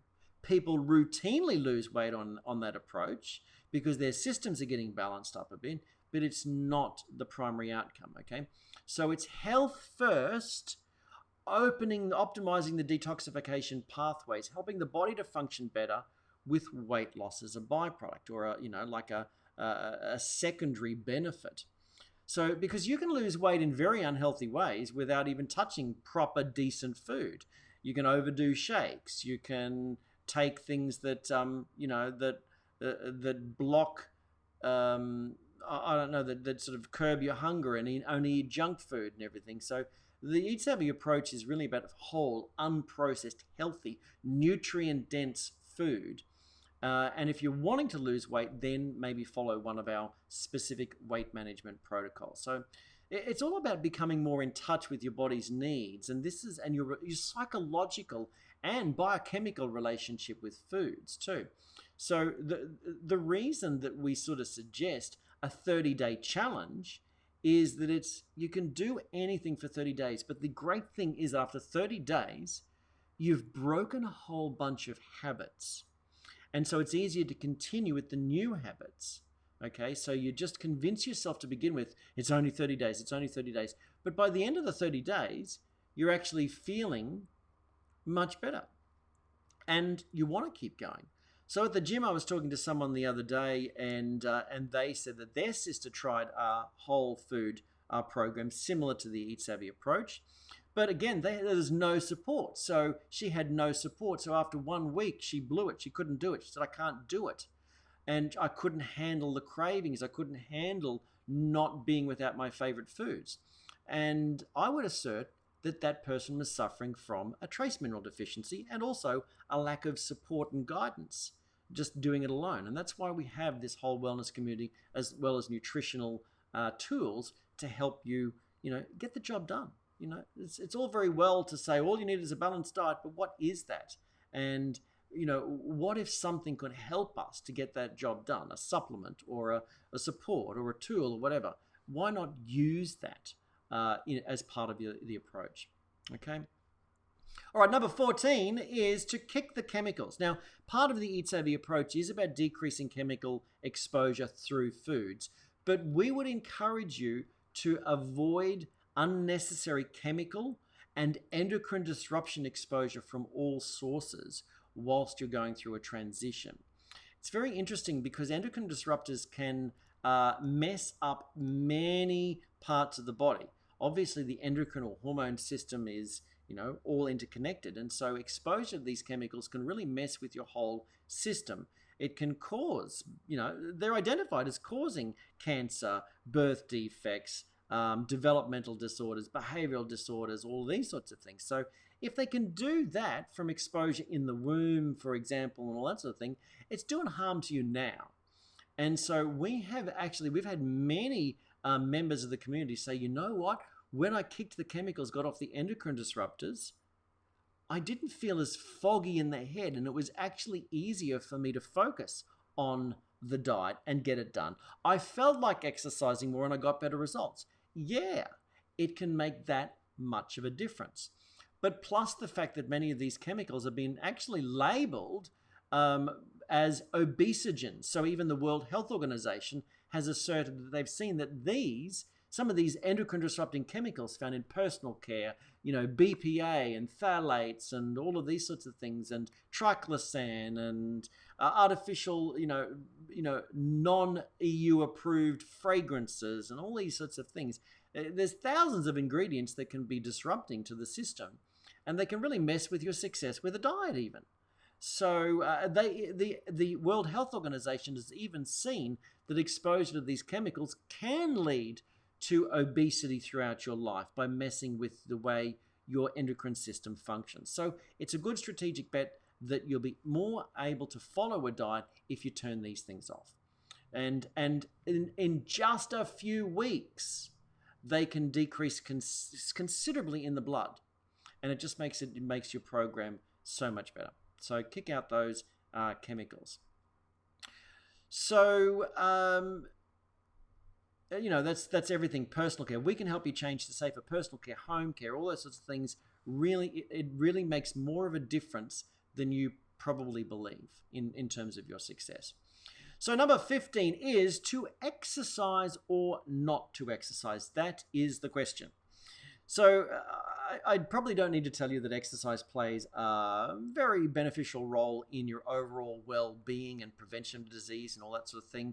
Moving around more helps you feel better, reduces stress, boosts your mood, improves your whole function of the lymphatic system, circulation, gets your mind off things, all these sorts of things. So, and we discuss a lot of the benefits of exercise in our Fat Loss Maximizer toolbox too. So if you're moving to the Eat Savvy diet and you have had a previously sedentary lifestyle and poor eating habits, then we don't suggest you suddenly join the gym and work out every day, okay? That's not a step-by-step approach. More step-by-step approach is implementing the changes slowly. So beginning walking, so we have a number of lifestyle pledges as part of our programs, such as walking, getting 10,000 steps a day, such as drinking more water, such as getting some sunshine, such as, these sorts of things, such as giving up all the white stuff, which you would do if you're following the Eat Savvy diet anyway. These sorts of things that are lifestyle changes. So many community members have said that they felt so much better after a 30-day Eat Savvy program and just doing the challenge and just doing some walking that they wanted to join the gym. They wanted to jump onto the Body Transformation Challenge and change their body composition, put on some more muscle, and actually further achieve better results. It was a natural progression because they felt better. They got their mindset right. They challenged their mindset, made a decision, made the changes, and the momentum grew and they felt better, okay? And so, that could be the same for you. Number 16 is to budget and stock up when items are on sale. Look, there's no secret that sometimes healthy food can be more expensive. Yes, sucks, I know, but it's just the way it is, okay? So there are savvy ways to shop as well that don't have to break the bank. So some staple items, for example, like, whether it be an oil like olive oil, might be ghee, maybe perhaps things like coconut flour, almond flour, those sorts of things, high quality oils, different foods. They might be an expense up front, but they don't need to be expensive over the long term, and so, for example, even keeping an eye out for a good olive oil that's on special and buying the big tin when it's on special, buying a couple of those, for example, for use in salad dressings and that, for example. So Produce and meat, it's a little different though. It's definitely sometimes difficult to get things on a budget, but, you know, go to the discount stores, buy from the farmers markets, buy from wholesale grass-fed meat outlets, or the local market guy, for example. Many families actually turn into a family outing and drive to a farm area where they can get some free range chickens and chicken eggs and produce and those sorts of things at a really, really good price, and they do a family outing as part of the process and go somewhere for a picnic and or whatever else. So you could do that, okay? So find ways of getting the right food. Don't let price be the thing that then goes and damages your health, okay? Just getting the cheap stuff as such. When meat goes on sale, buy more of it and freeze it, okay? Perhaps learn to cut it up yourself. So that's not something that I'd originally, if I go rewind many years ago, I wasn't somebody that was used to cutting up big things of meat.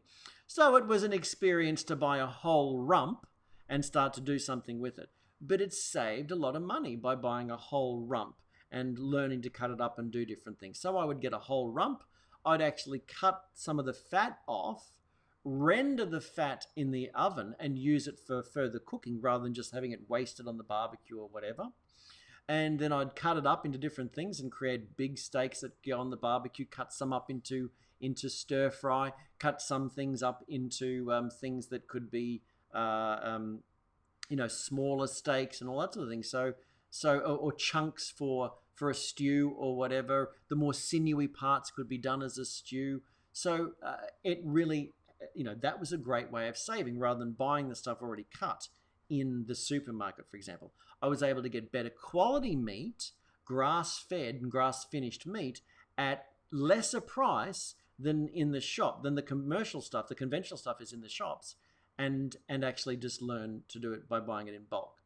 So, and then freezing it, for example. So again, there are things that you can do to save money, and you don't even need to do that. Getting mince. So getting the mince, just getting some good quality mince, even good quality 3-star mince, the cheaper stuff. If you're getting grass-fed mince, the fat's going to be actually good for you. So, you can save money there. And the mince often has all the collagen and the sinews through it, which you want. So it's not a pauper's food like some people still assert.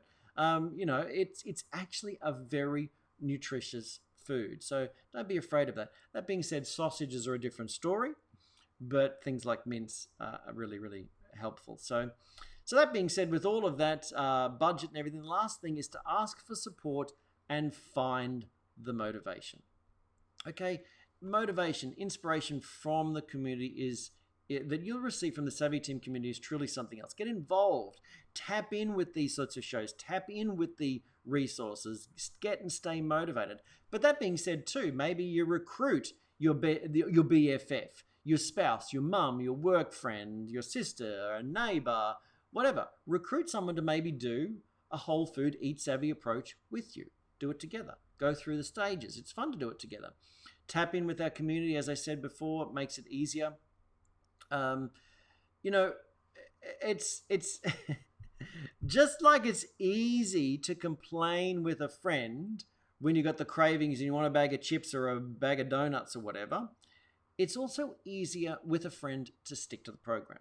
Okay, so when you've got somebody going through it, it's an added bonus because you have someone to talk to, and it feels like something that you're doing together. So speaking about doing together, this is where I would just encourage you, if you have children, to involve your children as well. Now, I'm not pretending to be an expert in anything child related and child rearing wise, because I don't have any of my own, but I do think that the Eat Savvy approach and learning and demonstrating to your children ways of creating healthy food that tastes good is a good thing to introduce them at an early age. I grew up learning how to cook myself. So I grew up learning, like I was talking to an old family friend that I haven't seen for decades, actually friends of my father. And she said, I haven't seen you since you were a teenager. And I remember, you cheeky bugger, you cooked a roast duck because we had raised ducks and that sort of thing. You cooked a roast duck and you left the whole feet on them. You left the webbed feet on them. A beautiful roast duck and the feet were there. So I was a cheeky teenager and left the feet on. But I mean, I'd learned those sorts of things. So whole food eating wasn't a stretch for me. But for many people, it's a stretch. So I would encourage you really to involve your kids as best as possible. It teaches them by example. They can, teenagers and everything may throw up their hands and say this all sucks and everything, but you're demonstrating through your own actions that health is a priority. And that's good for everyone in the long run. So I hope you found those 17 tips really helpful. And if there's anything in particular that stood out for you, then please do share with us. So, the Eat Savvy approach helps to optimize all of the wellness plans. So if you're thinking of following one of our wellness plans, then do get to know what the Eat Savvy approach is about. Okay, you can visit the blog. And on the blog, you can find out and download the Eat Savvy Diet reference sheet. We have the 12 steps for you to get started on the Eat Savvy Diet on the blog. There are some other things that are really, really helpful too. An article on the benefits of bone broth is there as well. And bone broth is something that can really help you in the Eat Savvy diet. And it's something that's very, very nutritious. We're big fans of collagen supplementation here in the Savvy team, as well as bone broth. But nevertheless, bone broth is a way of getting many of the nutrients that we're missing in today's day and age. Many of the natural amino acids and collagen and all of that, the hyaluronic acids that are all in wrapped up in the bones, the good fatty acids, all of that sort of thing. So really start to learn to save your bones and make bone broth. If you are thinking about losing fat, then there's some other sessions we've done, like the 5 natural fat burners to help you trim down and shape up. But look, how can we help you? Let us know. We do have a handy online survey that basically asks you what it is that you're looking for, and that way we can come up with a plan. But if you're just looking for one of our plans that are great at this time of year, perhaps you might look at the detox program along with Eat Savvy. That's a great program to start the year off with. A rapid fat loss protocol if you're wanting to get into a safer range and fit into the skinny jeans or something as quick as possible. That's a good program to follow. That's our strictest weight loss regimen though. If you're more about body recomposition, maybe putting on a bit of muscle, losing fat, trimming down around the middle, then our body transformation challenge might be for you too. But whatever it is, for your best wellness journey, you're going to want a plan to follow. You're going to want some specific solutions to help you out. You'll want some guidance, and tapping in with the community just makes it easy. And that's really what we provide here in the Savvy team. So again, if you had any particular inspiration, insights, please do share them with us. We'd love to know. And of course, if you've had a success story, please also write it in, share with the community what success you have had with following any of the programs or even implementing the Eat Savvy diet as I've been going through here. So look, congratulations for being with us here on the Healthy, Wealthy, Wise show. If you have just joined us here for the show, it's Corey Sievers here, and we're about to jump on into the Wealthy and Wise segment of the show, and we're going to be covering the amazing breakthrough strategy that we call the list. So do stick around for that. So if you're new to what we do here in the Savvy team, we are all about helping you reach that next level of health and lifestyle. So we're about to begin on that, so do stick around. So it's interesting, I'm just checking out some of the comments there related to the Eat Savvy approach and what we've been going through there. And it's great there that we've seen, for example, yes, sometimes having that handy chocolate drink is really helpful. Getting kids started, Linda was mentioning, getting kids started before their teens actually makes a huge difference as well, as far as being able to understand the benefit of proper eating. And so again, if you really want more information around the Eat Savvy diet, we have all of that on the blog. So congratulations for tapping in with this session and joining us here for the show. All right, so yes, we are ready to go into the wealthy and wise section of the show. So congratulations for joining us. We're all about helping you enjoy improved health and lifestyle. And so if we haven't met before, it's Corey Sievers here. I'm the Director of Wellness Education, amongst other things here, and the co-founder here. And here in the Savvy team, we're really a wellness community helping others to reach that higher level of health and wellness. But we also, because of the booming wellness industry, if you are looking for a bit of a side hustle, maybe to create an extra stream of income, for whatever reason to improve your lifestyle, then we can certainly help. And you can access and utilize our turnkey systems to make a little bit of extra money on the side. So that's why we're all about being healthy, wealthy, and wise. Sometimes when we ask people at different seminars, what would make the biggest difference in your life right now? More health and vitality than you have more right now, or more money and lifestyle? If you had to choose one, you can have it all, you can have it all in this life. But if you had to choose more health and vitality or more money and lifestyle, what would make the biggest difference? You think about that right now. What would make the biggest difference for you? If it's health and vitality, we can help you work out a plan. If it's money and lifestyle, we can help you work out a plan. That's what we do here in the Savvy team. With the money and lifestyle, we do that through our Savvy Home Business division, so where we have turnkey systems and strategies to really help you capitalize on these trends and become a wellness guide and create a bit of a side hustle in the booming wellness industry. So while we're not talking about the money side of things really in this particular Wealthy and Wise segment, we're actually talking about really life breakthrough strategies and this particular process that we call the list. Okay, and so as we're getting underway with this particular segment, it's when you think about your goals for the year, for example, we might look at this, what Tony Robbins said, that people are not lazy if they're not doing something. They simply have impotent goals. That is, goals that don't inspire them.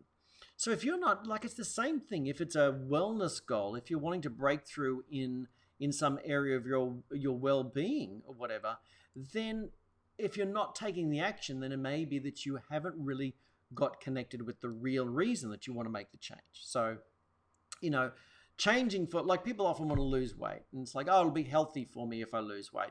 Most of the time, that's not the emotional reason. It's something else, like I want to fit into my skinny jeans. I want to feel good about myself. I want to look sexy for my partner. It may be irrelevant, and some people may say that shouldn't be your goal. It's irrelevant. If that's the emotional reason for you, then that's what's most important for you. That's the goal for you. So if you haven't identified that, then it's really wise to go looking for that. And so whether it be a health goal, whether it be a lifestyle improvement goal, have goals that are inspiring to you. Okay, find something that's inspiring to you that really hits the emotional hot buttons, and make sure they're SMART goals. So create goals that inspire you into action and that are SMART. So specific, measurable, attainable, relevant, and time-bound. Make sure that you get specific about what you want. Make sure you can measure whether you've achieved it or not. It's, I want better health. That's really hard to be measurable, okay?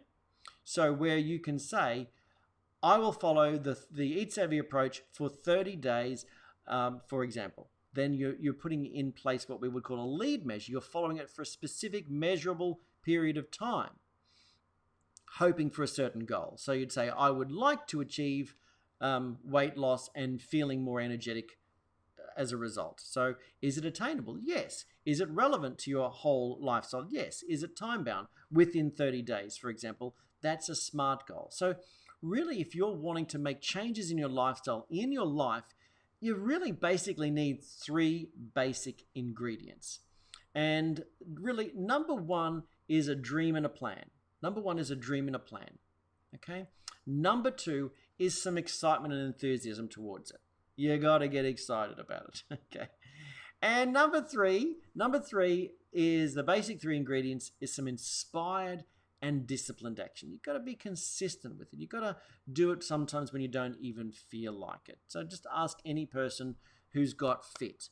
They didn't just go and do the workout when they felt like it. It was a disciplined, inspired action. With the goal in mind, they got into the right mindset, and then, not forcing yourself, but getting into the right mindset, seeing the vision of what you want, and then acting from inspiration. And a little bit of discipline and consistency there too. And once you're on the path, things often start to come to you, revealed to you. So, it's like the old saying that a journey, beginning is half done. You don't need to know the whole journey, just begin. Same thing with dietary approach changes or whatever. And that is really what leads us to what we wanted to talk about, what I wanted to share with you here about the process of the list. Because in this life, we all have roadblocks. We all have things that are stopping us from getting the job done. What are your roadblocks? Think about it. What are your roadblocks to the health improvement that you like? What are your roadblocks to the New Year's resolutions that you've made around finances, making more money, improving your lifestyle, making changes in whatever? What are the roadblocks? Think about them. Okay? Because often it can be some simple things around those roadblocks. And so we focus so much on where we're stopped that we can't see the path forward. We can't see that the road isn't totally blocked, that there is a detour and that we just need to take it. But if we're just so focused on the roadblock, then we don't see the detour. And so that leads, I was talking about, our initial mentor in the health and healing field back in the early 90s. And I wanted to share with you a message that was received by him, really, an inspired message that was received by him, and go into this process of the list, which really helped, which he saw that was just a breakthrough for people, even with healing their body. That when they did, he saw that people who were struggling to achieve healing, perhaps we could even assert that to weight loss. People who were struggling to achieve their wellness goals had some emotional or energy blockage in the rest of their life, and the process of the list helped them to break through to that new level. So this is the message that he received through prayer and thought and meditation and really thinking through these things. So whatever you believe in, all of that, I'll share it with you nonetheless. You'll get the picture. So it was to search for things beyond our grasp is fantasy, when that which lies within our reach we see has not yet been completed, yet holds the key to that which through right action ours will be. The simplest things in life will make us free. So if we start to dissect that a bit, so to search for things beyond our grasp is fantasy, when that which lies within our reach we see has not yet been completed. So do you have things right now that you're fantasizing about that you just wish would happen, but you haven't done the things that you know to do? Let's take it away from finances and life and just make a diet, for example. I wish I could find a way to lose weight. And yet you haven't acted on maybe reaching out to us and starting on a program, or just downloading the free Eat Save Your approach and try in 30 days. So to search for things beyond our grasp is fantasy. To search for losing 20 kilos is fantasy, when that which lies within our reach has not yet been completed. So I haven't read the 12 steps, done the masterclass and downloaded the report. I haven't even made a free discovery session appointment. So with that which lies within our reach has not yet been completed, yet holds the key. Okay, so this is really powerful. So we often wish and hope, but we don't take those inspired actions. So let's go back to that. So yet holds the key to that which through right action ours will be. So sometimes we have these goals and dreams and we have inspired desires and things like that, but we don't take the necessary actions that would get us to the achievement of those goals because we're stuck in the fantasy rather than the disciplined action. And so the simplest things in life will make us free. So that's why you'll hear on many of the things we say, many even health programs or even getting organized, we say, great, so what's your next logical step on that? I'd like to lose weight. Well, great. What's the next logical step that feels right to you? Well, get that Eat Savvy diet. Okay, great. Let us know when you've done that. So what's the next logical step? Okay, talk to my family about doing this and about the fact that I'm making a commitment for the 30 days and asking for support. Great. Okay. Well, what's the next logical step? Well, maybe looking at those 17 top tips that you covered and cleaning out the pantry, perhaps. That would be great. That's it. So I'm taking it back to a very simplistic wellness based thing, because when we think about diet, we logically know that there are step by step things, but when we get into life change in things of our home environment, our job, our finance, and all that sort of thing, it's it can be sometimes overwhelming, and we can think of the whole project like sell the home. That's not an action, that's a project. What's the next logical step? What's a step that could be moved forward on? And this is what the list was all about, because our mentors saw and received information about the fact that people are overwhelmed and don't know where to move forward because they're trying to think about too many of the steps at once. And we just need to move from success to greater success with simple, small actions. And it's really in alignment with our holistic well-being philosophy here. And so what we've found is that when people tackle other areas of their life, they also experience physical healing. But that also means that we've got to start with the basics. It's all very well. Some people say, well, I don't need to, maybe we won't go there. Like someone might be an environmental activist wanting to change the world with what's being done, but they haven't done the simple things themselves.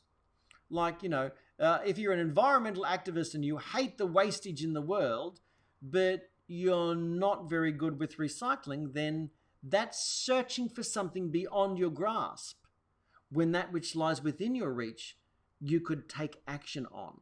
Okay? And so whether it be, big dreams when you haven't even put in place a budget, or whether it be, I'd like to have a much better job, but you haven't even executed upon a side hustle idea that you might have there right in front of you that could make that extra income.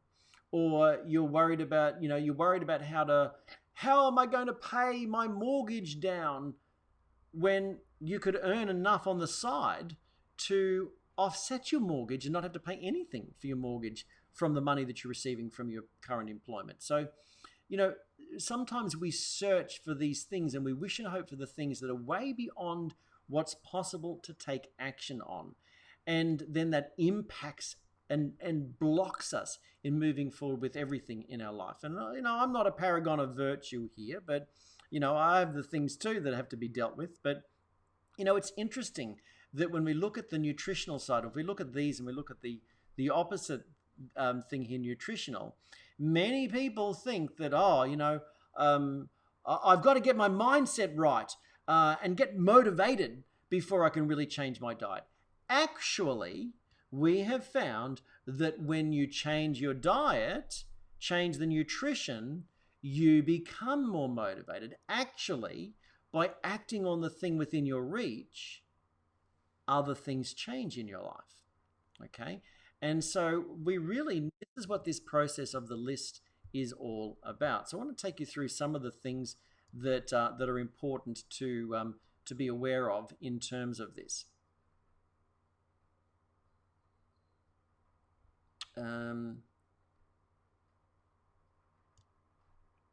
Okay. So the list process, as this is what our early mentor was told. The list. This is what he said, I should say. The list was shown to me to be the most important item we can place our attention upon to reconstruct our lives and bring order into existence out of the disorder we have personally created. So the list process really helps you get your life back in order and get things on track, so to speak. And so what is it?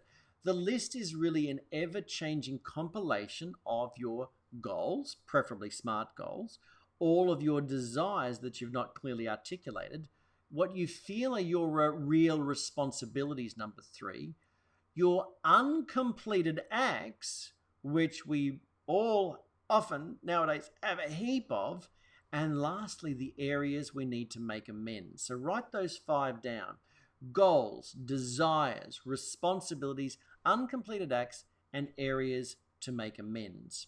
Now, it's interesting that a lot of personal development seminars focus in on goals by themselves. A lot of them focus in on these areas to make amends. And some of them are actually, that I've done, even have people place blame outside of themselves. We're all about helping, really encouraging you to take self-responsibility. And yet these seminars are about releasing it and almost placing blame on what other people did to you. That's not freedom. It may be a movement forward if you felt like a victim, and to move out of victim mode, you place the blame on someone else. That may be freeing, but it's not true breakthrough. But true breakthrough is about taking responsibility, and the list process really helps you move forward with that. So it's a really worthwhile life task to undertake, and you'll find that it relates to so many different areas of your life, and as I mentioned, even the holistic wellness wheel. So decide what you want to achieve regarding your goals, for example, the desires in your life and all that sort of thing. Make sure they're constructive, smart goals, and you'll notice when you set those goals, if you really think about it, they're not a to-do list. They're multiple projects that you have to break down. And one of the great ways of breaking it down might be just a mind map, where you write your goal in the middle and then you just scribble all sorts of ideas all around the outside. Okay? So that might be one thing. So in other words, your goals are going to have sub-lists or tasks that need to be accomplished. So, and working towards, so that's the thing. To search for achieving the goal is fantasy, when there's step by step that can be taken that would lead you to accomplishing the goal. So that's the thing that's awry with much of the goal setting that's done. It's not then broken down into step by step actions and task management. And so people become overwhelmed by a goal because they're not moving with step by step progress. And so we're talking about even the smallest details writing down. So this is what our mentor said: do not slight the smallest detail or responsibility that's on your mind. All are necessary to consider and take appropriate action concerning. Because if it's on your mind, it's actually sucking energy from you. And so if you have a process to work forward on it, then you're going to feel so much freer. So when we're doing, that was goals, desires, but when we deal with your responsibilities, again, there's lots of things that can be a responsibility. They're all necessary, and they're the things that you choose. These responsibilities are things you choose for your own growth, not all the stuff that others put on you. Your uncompleted acts are things such as, repaying a debt, fixing a broken tap, waxing the car, repairing a window, sewing on a button. Some of the littlest things can frustrate you and make you feel stuck. And you can feel so much freedom there. You can go clean up. When you don't know what to do towards a goal, you can go clean up. You can go and clean up a section of your life. Okay? And then that helps you to move forward. It actually feels freeing. The areas to make amends, that requires you to be honest with yourself. Where have you been at fault? Okay? What do you need to do that might bring about harmony in a situation? Any disharmony between people, it's not only one-sided, of course, but what can you do to resolve the conflict? What might you need to put down there?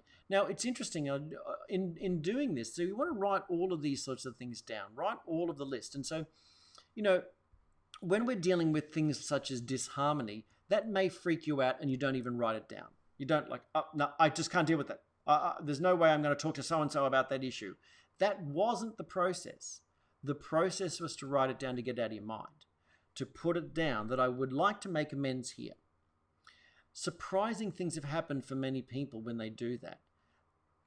the person has phoned them and apologized, or the person has opened the doorway for better communication because one person wrote it down and said, I'd like to make amends in this area. The power of a written goal.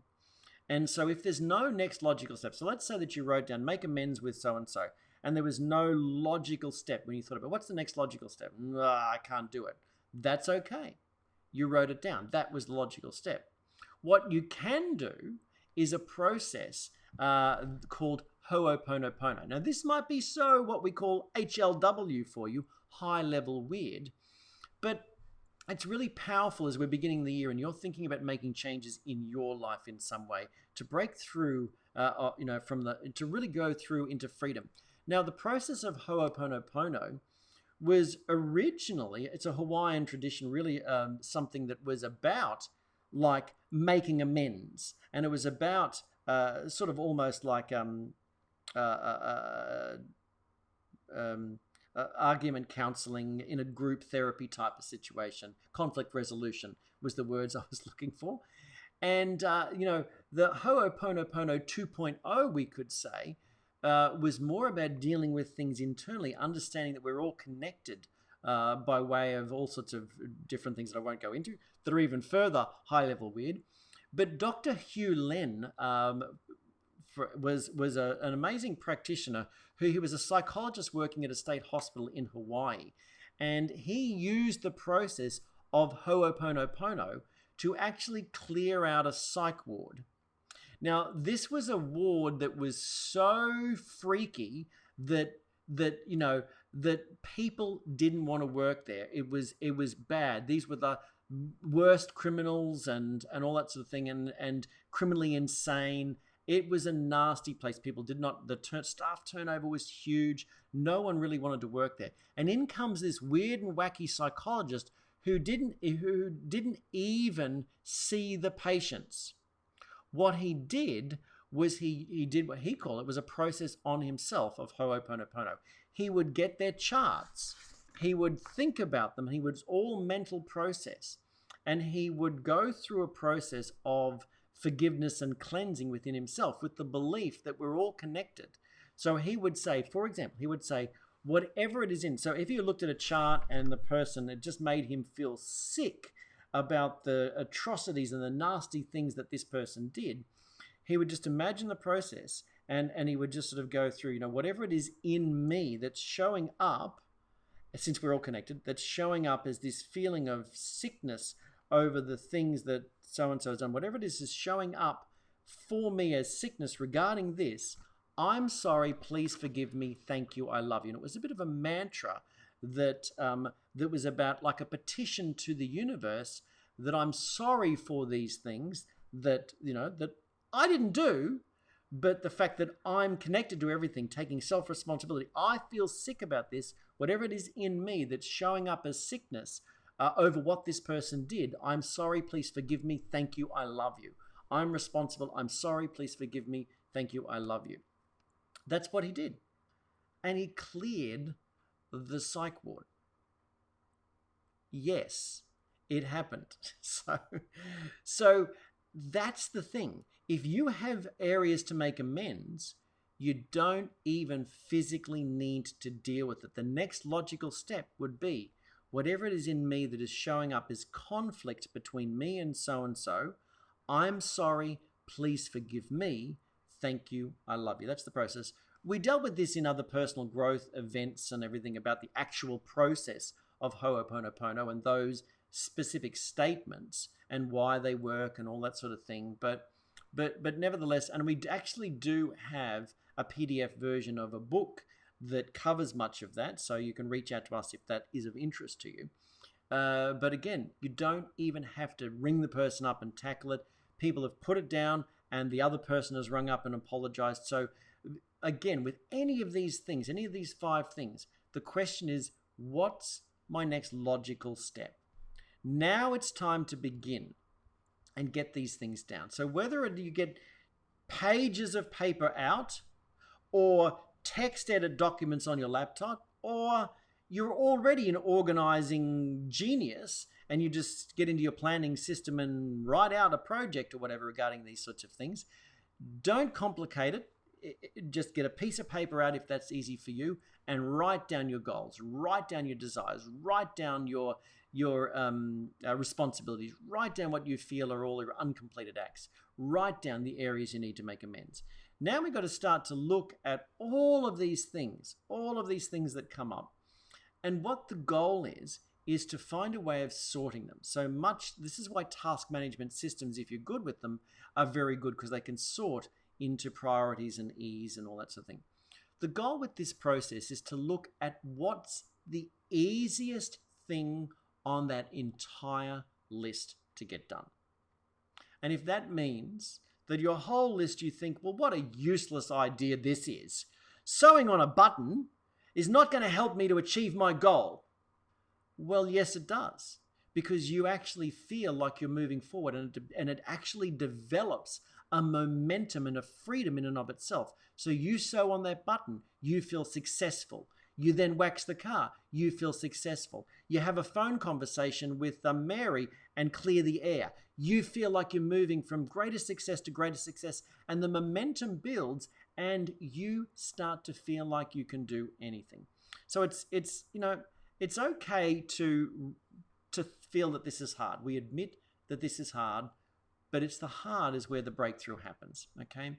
So it's the time-consuming stuff of writing down all these things and then resorting them and looking for what you can do to move forward. What's the next logical step? What's easy? What'll only take me a couple of minutes to get done? What can I cope with right now? No, I can't cope with talking to Mary. All right, don't. What can you cope with? All right, I can sew on that damn button. Do it. Do it. To search for things beyond our grasp is fantasy, when that which lies within our reach we see as not yet been completed, yet holds the key to that which through a right action ours will be. The simplest things in life will make us free. That's what the list is all about. So it's really powerful strategy. And when you really think about that, in no time flat, you're actually going to be doing things that surprise you. So I love this quote in line with what we're talking about here with the process of the list. Start by doing what's necessary, then what's possible, and suddenly you are doing the impossible. So thinking about that and the year, what are your New Year's resolutions? What is it that you have been really wanting to achieve? What have you been wishing and hoping for? Start to think about that. What's the next logical step? Remember, I asked the question here, what would be the most important for you? Health and vitality this year, or more money and lifestyle this year? What's the next logical step? If you want to improve each of these areas, we can certainly help you. So we are here and very passionate to make this your best year yet. We did a previous session called How to Make This Your Best Year Yet, so you might want to go back and take a look at that. But do let us know, how can we help you? Reach out to us, let's work out a plan, and, let's get started. So for your best journey, whether it be health and vitality or money and lifestyle improvement, you're going to want a plan. You're going to want some specific solutions. You'll want guidance and you'll want community, and that's what we offer you here. So request an invitation. Let's get going. Let's get going. You just head to savvy-team.com/join-in and request an invitation. So look, thanks for joining the show. Congratulations for being with us here. If you've been, if you're a regular attendee on the show, or a member of the community already, congratulations for coming back and really digesting this information. If you are new, thanks for stopping by and taking a look at what we do. We really hope we can make this, we can help you make this your best year yet. So that's it from me. Until next time, it's Corey Sievers encouraging you to be savvy. All the best. We'll see you next time round.